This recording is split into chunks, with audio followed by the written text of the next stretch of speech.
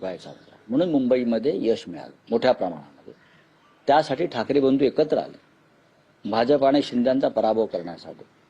आता मला असं सांगण्यात आलं की काही ठिकाणी शिवसेनेने सुद्धा अशा युत्या केलेल्या आहेत. मला तसं दिसत नाही. कणकवलीमध्ये एक आघाडी स्थापन झाली होती, पण ती निवडणुकीपूर्वी, आणि त्यात सर्व पक्षीय होते. बरोबर ना मी म्हणतोय ते? शिंद्यांबरोबर युती नाहीये ती. एक सर्वपक्षीय आघाडी एका लहानशा नगरपंचायतीसाठी निर्माण झाली, त्याच्यामध्ये शिवसेना सामील झाली.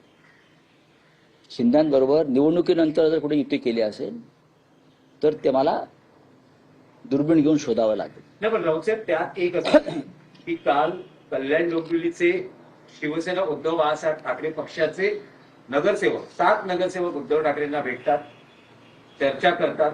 त्यानंतर मातोश्रीच्या दरवाजावर उमेश बोरगावकर जे कल्याण डोंबिवलीचे तुमचे गटनेते ते अशी प्रतिक्रिया देतात की कोणता प्रस्ताव जर आम्हाला आला तर आम्ही त्याचा विचार करू, अगदी मग तो भाजपचा असेल किंवा शिंदे शिवसेनेचा असेल, तो प्रस्ताव आल्यास आम्ही विचार करू, असं ते म्हणत आहेत. आणि बघा, शेवटी निर्णय हा मातोश्रीवरून घेतला जाईल आणि असा कोणताही निर्णय घेतला जाणार नाही ज्याच्यामुळे मराठी माणसाच्या भावना दुखावल्या जातील. एवढंच मी सांगतो. पण काल जो केडीएमसी मध्ये मनसेनं निर्णय घेतला आहे, उद्धव ठाकरेंना या निर्णयानंतर काय वाटतं, त्यांची प्रतिक्रिया काय किंवा भावना काय होती? त्यांना विचारा. मी त्यांना सांगतो, पत्रकारांना बोलवा, त्यांच्या मनातल्या काही शंका आहेत त्याची उत्तर आपण द्यायला पाहिजेत आणि ते नक्की बोलतील. त्यांना बघा, जर हा निर्णय महाराष्ट्र नवनिर्माण सेनेच्या प्रमुखांना पसंत नाही असं ते म्हणतायत, मग उद्धव ठाकरेंना पसंत असेल का?